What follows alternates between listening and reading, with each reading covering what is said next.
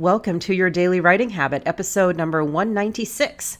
If you are writing a book or thinking about it, or maybe you've started writing your book and you're having some trouble completing it, or you're at the stage where you need help reaching your readers to let them know about your book, you're in the right place. I'm your host, Christine Whitmarsh. If you're looking for me online, Christine Inc., I-N-K, Christine-Inc.com. Each day I am sharing with you the writing habits I've learned over my 18 years as a ghostwriter, book coach, and author. I have found that three things in particular have a huge impact on your success as an author, and they have the ability to turn someone who doesn't really see themselves necessarily as a writer into one. They are writing fundamentals, productivity, and mindset habits. Here's today's quote.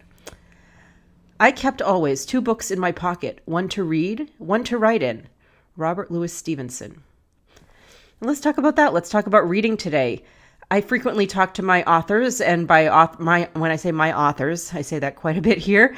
I mean my clients, members of my group coaching program, Writers Club Live, as well as authors like all of you who are welcome to join my Facebook group, Inc. Authors, so my authors. I talk to you all frequently about the importance of reading as the number one tool in our writing toolbox, in our author's toolbox. And beyond that, learning to read like an author. Now, what does that mean? For good and also great books, it means bringing your awareness to the things that make the book you're reading good. It means taking notice of why you're enjoying the experience and ideally without mentally dropping out of it at the same time. So enjoying it and learning from it. And on the flip side, if you're having a more of a, reading experience, it means being able to analyze the components of that experience as well. And if you're now saying to me, well, how am I supposed to be analytical and enjoy my reading experience at the same time? Here's my answer to that. Let's be honest. As authors, are we ever not authors? Do we ever completely forget everything we know about what makes a great book? Even if it's in the back of our minds, it's still there. It's like filmmakers I know, as many of you know, I used to work in Hollywood, screenwriting, directing, things like that.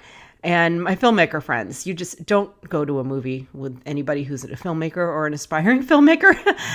You can't turn that off. You know what I mean? So as authors, we know that.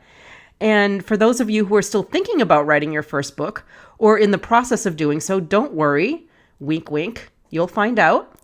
And it's actually, kidding aside, it's a pretty awesome thing. It's not a negative one to be able to read a book like an author.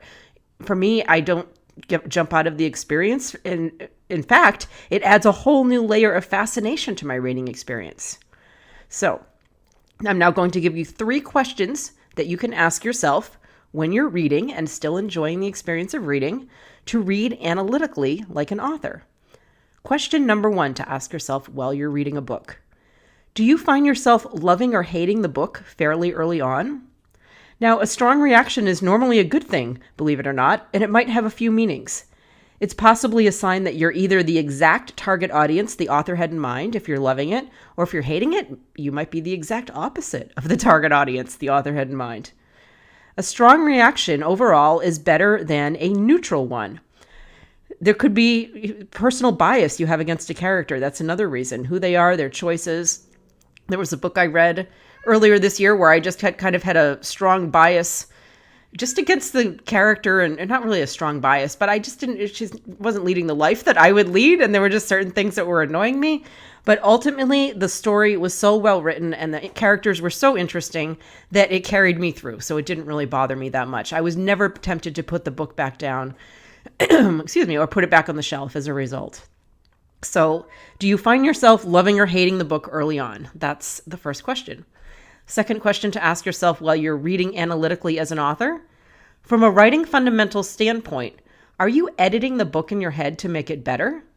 If you are, keep note of the types of things that you're editing and see how they apply to your own writing. Are you spotting these things because perhaps you need to spot them in your own writing? That might be your author's mind signaling you, drawing your attention to things that you need to notice. For example, is it too content heavy and maybe it needs to be broken up by story? If you're reading a nonfiction, a business, or a self-help book, maybe there's too many lessons without enough stories. That's just one example of a writing fundamental, a structuring issue that you might notice that you might want to look at in your own work. And the final question, question number 3 to ask yourself while you're reading like an author. Overall, what are the top 3 things that jump out at you about the book? Good, bad, or both? How can you translate those things to either model or avoid in your own writing? Remember, the most important thing you can do as an author is to build trust and rapport with your readers, whether with yourself as the narrator, building that trust, or in nonfiction books, or building that trust with your characters in fiction. Your readers just need to believe that you're bringing them somewhere and you won't drop them on the side of the road on the way through sloppy, lackluster, unstructured writing. If you can train yourself to identify which books do that well and which ones not so well, you will have a treasure trove of lessons that you can then apply to your own writing. Thank you for joining me here on Your Daily Writing Habit, where I'm helping you write and finish writing an awesome book. Be sure and drop by my Ink Authors group on Facebook, INK, Ink Authors on Facebook, for motivation, accountability, book writing, publishing resources, and more. And if you know someone else who wants to write a book, I would love it if you would let them know about Ink Authors, Your Daily Writing Habit, anything you've heard about today. Thank you, and until tomorrow, happy writing.